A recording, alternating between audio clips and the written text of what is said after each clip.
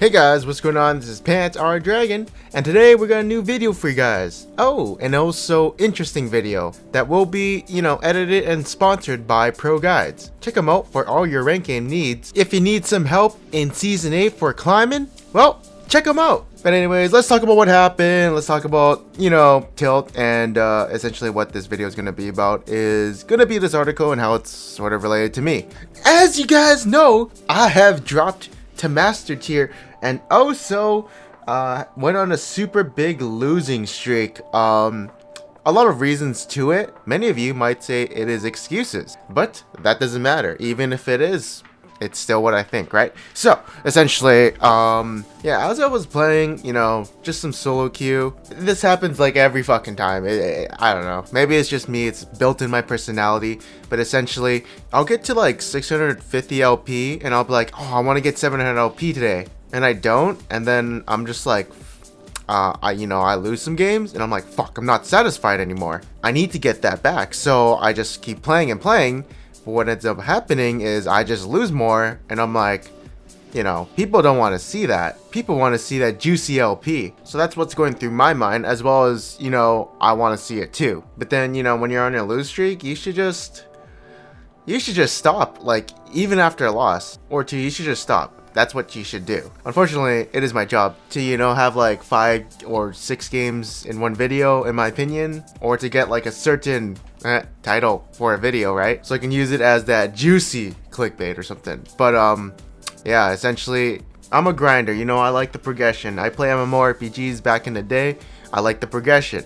So I don't mind like spending a bunch of time trying to get what I can get, 700 LP. Unfortunately, in League of Legends or any competitive game, instead of progression, you also have negative progression. You can de-level, essentially, go down back in time. And that's what kind of happened. I started to lose a lot, thinking, I was playing good. I don't know. I feel like the games were just so dumb. Like, things shouldn't be happening as I planned it and stuff like that, but it's solo queue. Some games were like, felt just unwinnable. Something stupid happened, essentially. I don't know. I just felt cheated on some games. So, essentially what happens in my, like, thinking or however I think is I feel cheated on the game, so I want to play until I win. And it just kept continuing and continuing until, I got that win, and I felt good about myself, so I want to play more. It's an endless cycle. You lose, and then you lose a bunch, and then you win one. Oh, you want to win more. It feels so good.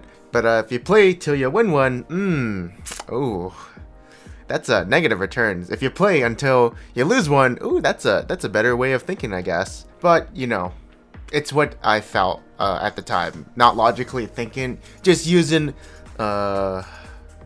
what my heart wanted. Although weirdly enough, I have the same amount of net wins versus net losses. Like, I'd always be plus 20 wins, but for some reason that was like 200 LP less. It was still weird, but essentially, yeah, the super tilt came in, and I guess I dropped to masters. So yeah, that's depressing. Yeah, it happens every year. But just like every year, I'm gonna climb back.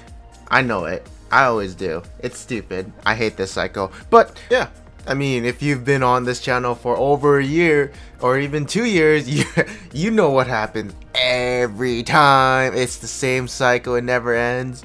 Maybe we'll break the cycle one time. But yeah, honestly, when I'm up there, I just gotta slow climb, to be honest. That's what I gotta do when I'm like 500, 700 LP. Just slow climb, not spam games in one day. It's bad. You have to like, put all of your effort in like 1 to 5 games and then just call it. Because there's going to be those games where you just get like that one teammate who makes you not want to play anymore. Just something stupid, like, or something should have, there's just something that will tilt you essentially and just make you annoyed and lose focus of your game and like how you play it. Reviewing these games and like kind of looking back on it, oh my god, I actually play like complete dog shit. Like the first few games, they were alright. I feel like I played kind of good, but then there are some games where I was just like, yeah, I played bad, or like I did something so stupid I should not have done. Also, when I'm just on a lose streak, I don't really like care about the next game.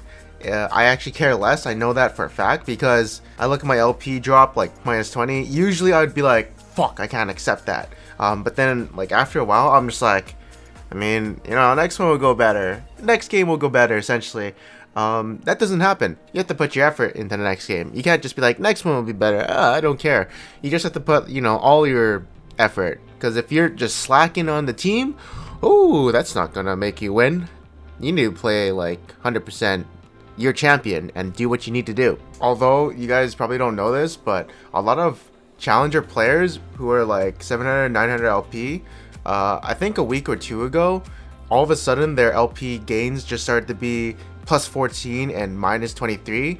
It might have been like a bug in the system where, you know, because everyone during the climb to challenger, everyone was getting like plus 25 and losing minus 14. And no one knew why. It was just like such good gains for everyone's account that was in challenger. But then like, I don't know, like one day, I think it was a Wednesday, everyone just started saying they were losing like this amount of LP. Someone like tweeted on Twitter, I think it was Viper, he said he started randomly losing LP more than his gains. That essentially did happen to me. I would go even on one day, but lose more LP than I gained. And I think it was because the system thought our MMR was too high, so it lowered like everyone's gains and stuff. And it was super weird. Also on a side note, Shifter and Cutie Pie are masters. So, whew, I'm not the only one, baby. The main reason why I want to talk about this topic was because, you know, when I was master tier and stuff like that, I actually came across this article about tilt and win rates. Haha, even a meta slave on win rates and stuff like that, off a sample size of people. So check this out. This guy like analyzed 1,000 players who had 100 games this season and like made a bunch of graphs and statistics about it. And it's pretty interesting. It actually is so interesting that I like to think about it when I'm playing League of Legends. So essentially there's a graph that says win rate by games in session, and your biggest win rate is when you are in your third game. After your third game, you actually go down and you lose focus on your fourth and fifth game, and on your first two games, those are the warm-ups. Those are your tragedy games or something. But your peak performance is on the third game, of course. So that's why I think it's good for me to like warm up on a Smurf, get rid of those two games or even the first game, and then just go on my main, which is definitely really good. I approve, because let's agree here. Your first game is not usually your best game. It's either your second or third game, most likely probably the third one. But if you do get that win on the third one, you kind of lose focus because you're like, it was so good, I'll play a little bit less, better. Oh yeah, also there will be a link in the description below for this article. It's kind of cool if you want to read it yourself. If I didn't put it in, remind me. On the next graph, it says here that the more games you win in a row, the more higher of a chance you're actually going to win the next game, because you have that momentum. You know how to win. You know how to win every game. So you just keep doing your thing and you'll eventually win the next few games. That's agreeable. On the other side, if you go on a lose streak, you're going to know how to lose. So essentially what I do when I'm on a lose streak is I change up my playstyle. Whether it's champions, doing a cheese gank, doing something weirdly, like differently, or I just do something that I'm not used to. And then it like, you know, fucks up my consistent gameplay in a sense. And you kind of forget how to win, I feel. In the next graph, he analyzes that if you lost your previous game, your win rate after waiting at least 10 minutes is going to be better, but if you play immediately after that lost game, your win rate is going to be negative. I think because if you take a break, you're essentially just kind of forgetting about the game, like clearing your mind, you know, go for a walk, or I don't know, do something else, jerk off, I don't know, and then essentially get your mind off that lost game.